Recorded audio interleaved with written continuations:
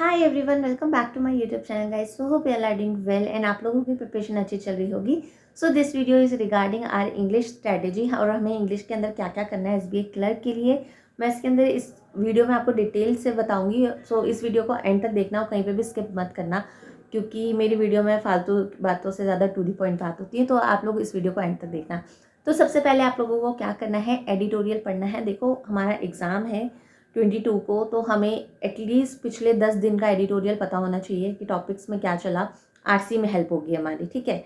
Also हमारी vocab पे command अच्छी होनी चाहिए कि हम वोकैब को अच्छे से कर लें। देखो क्या होता है ना कि वोकैब एक वन ऑफ द पॉइंट है जहाँ पे आप काफ़ी गेम जीत सकते हो, ठीक है। तो आपको एलिमिनेशन मेथड वोकैब में स्पेसिफिकली आना चाहिए, जो आपको बहुत हेल्प करेगा एग्जाम में मार्क्स स्कोर करने के लिए। तो सबसे पहला हमारा पॉइंट था एडिटोरियल। एडिटोरियल आप लोगों को अच्छे से करना है। मैं आप लोगों को सजेस्ट करूँगी, rather than go for a video for 1 hour, आप लोग खुद एडिटोरियल पढ़ो, एडिटोरियल पढ़ना सीखो। देखो क्या होता है ना, मैं भी पहले वीडियोस देखती थी, बट अब मुझे लगता है कि मतलब काफ़ी टाइम से अब मैं क्या करती हूँ, पहले मैं पूरा एडिटोरियल खुद से पढ़ती हूँ।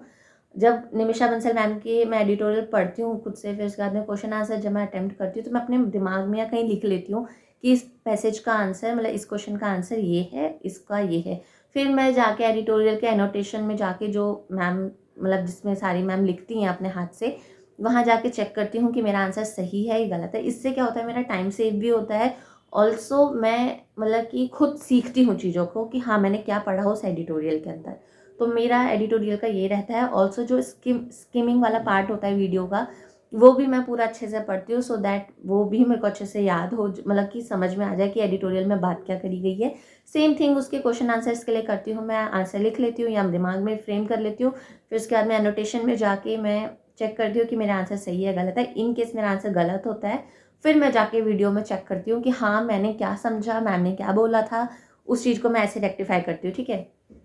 उसके बाद में बात आती है कि आपको प्रैक्टिस कितनी करनी है। देखो प्रैक्टिस हमें बहुत करनी पड़ेगी इंग्लिश के लिए। देखो क्या होता है ना, reasoning and quant is one of the subjects जो हमें अगर आंसर आया तो लगेगा, नहीं आया तो नहीं लगेगा। मतलब हमें वहाँ पता होता है कि अगर मेरे को कोई क्वेश्चन दिया जाएगा या मुझे कोई पजल दी जाएगी, तो कहीं ना कहीं ऐसा क्वेश्चन उनमें टकराएगा जहाँ से मुझे पता चल जाएगा कि मेरी पजल सही जा रही है या गलत जा रही है, मेरा क्वेश्चन सही जा रहा है कि गलत जा रहा है। लेकिन इंग्लिश में ऐसा कुछ नहीं होता। इंग्लिश में हमें लगता है कि यह आंसर है, बट वो आंसर मोस्टली नहीं होता है। तो एक्यूरेसी मैटर करती है इंग्लिश में बहुत ज़्यादा। तो आप लोग इंग्लिश पे थोड़ा ऐसे फोकस करो कि मतलब लॉट्स ऑफ क्वेश्चन आप लोग प्रैक्टिस करो, जिससे क्या होता है ना, जब एक ही चीज़ बार बार रिपीट होने लग जाती है ना, तब हमें वो ना दिमाग में घुस जाती है कि भाई यही आंसर होगा, और या फिर हम उसको एलिमिनेट करके उसका आंसर फाइंड आउट कर सकते हैं। ऑल्सो इंग्लिश के लिए मैं आप लोगों को कहूँगी कि एरर डिटेक्शन के क्वेश्चंस की प्रैक्टिस करो। बहुत ज़रूरी है एरर डिटेक्शन की प्रैक्टिस करने की, क्योंकि मतलब मुझे लगता है कि मेरी एरर डिटेक्शन पहले से इम्प्रूव हुई है बहुत ज़्यादा, क्योंकि मैंने बहुत क्वेश्चन सॉल्व करने हैं, लिटरली बता रही हूँ। बट अब मुझे बहुत और करने पड़ेंगे, क्योंकि इतने कॉन्फिडेंस में मैं नहीं आ सकती कि मैंने बहुत कर रखे हैं तो मुझे सब आता है। डेफिनेटली मेरी एरर डिटेक्शन अभी भी गलत हो जाती है। 5 क्वेश्चन में से एक आधा क्वेश्चन पक्का गलत होगा मेरा। तो इतना मैं भी कॉन्फिडेंट नहीं हूँ इन चीज़ों के लिए। प्लस में मैं आज आप लोगों से, मैंने कल बोला था कि मतलब जो मेरी इससे पहले वीडियो जो थी उसमें मैंने बोला था कि मैं पीडीएफ शेयर कर दूंगी गाइडली की। लेकिन गाइडली की शेयर मैं कल नहीं कर पाई, सॉरी, क्योंकि थोड़ा बिजी हो गई थी, फिर मैं भूल गई। बट आज मैं पक्का, पता नहीं यार, मैं वीडियो बनाने बैठती हूँ पीछे से क्यों बैकग्राउंड शुरू हो जाते हैं, ठीक है। तो मैं आज पक्का वीडियो पीडीएफ शेयर कर दूंगी, पक्का, लाइक प्रॉमिस वाला पक्का, ठीक है। क्योंकि कल भूल गई थी, और आज मैं इंग्लिश की कोशिश करूँगी एटलीस्ट 10 दिन की मैं पीडीएफ शेयर कर दूँ, सो दैट आप लोगों को थोड़ी हेल्प मिल जाए यार। आप लोगों को शेयर करती हूँ ना, तो फिर मुझे भी रहता है कि यार मैं जब शेयर कर रही हूँ तो मैं खुद क्यों नहीं कर रही हूँ, ठीक है। तो वो चीज़ मेरे को भी हेल्प मिलती है, ऐसा नहीं है। देखो हर चीज़ ना इंसान अपने फेवर में भी करता है, तो वो चीज़ मैंने अपना फेवर सोच के भी करा है कि जब मैं किसी और को बता रही हूँ कि ये आप कर सकते हो, तो मैं वो चीज़ खुद क्यों ना करूँ। तो इसलिए मैंने थोड़ा आप लोगों से शेयर करना चीज़ें शुरू करा है, सो दैट मुझे, कहते हैं ना कि अगर आपको लाइफ में कोई चीज़ चाहिए ना, तो आप उसको पब्लिकली बता दो। अगर आप उसे पब्लिकली बता दोगे ना, तो वो चीज़ ना, मतलब अगर किसी और ने कर ली और आपने नहीं करी ना, तो आपके अंदर बहुत बड़ा गिल्ट रहता है। तो वो चीज़ मेरे अंदर रहती है, तो इसलिए मैंने आप लोगों से शेयर करना शुरू कर दिया है चीज़ें, ठीक है। दूसरी बात, मैंने आप लोगों को बताया जैसे कि मैं गाइडली की आज पीडीएफ शेयर कर दूँगी, 10 दिन की शेयर कर दूँगी पक्का, प्रॉमिस, प्रॉमिस वाला पक्का, ठीक है। उसके बाद में आप लोगों को क्या करना है, अड्डा पे जाके क्विज़ेस वहाँ पे फ्रेम हो रखी हैं, आप लोग वहाँ पे जाके क्विज़ेस दो।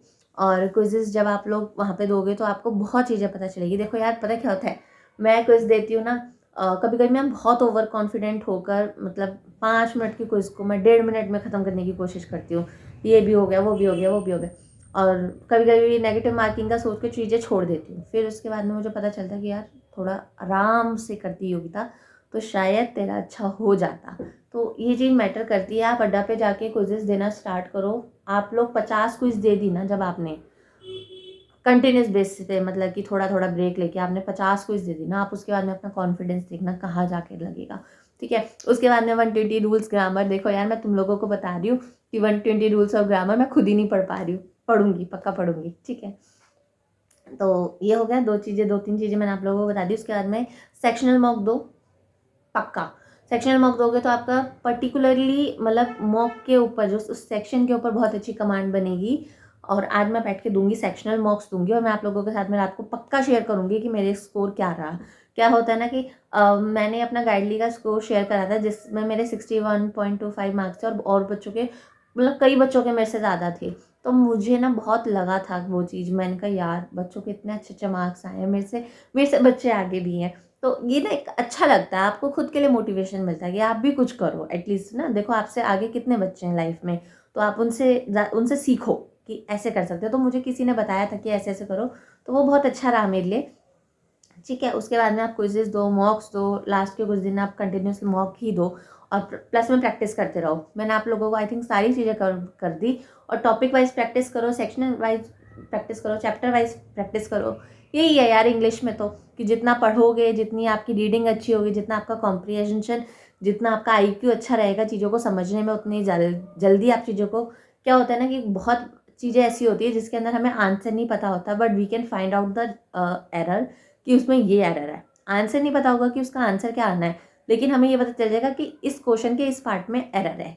तो वो चीज़ें भी हमें हेल्प करती है। सो ये थी मेरी इंग्लिश की कुछ टिप्स। अगर आप लोगों को अच्छी लगी हो तो प्लीज़ मुझे बताओ कमेंट सेक्शन में आके, और मुझे कुछ सजेस्ट करना चाहते हो तो प्लीज़ बताओ।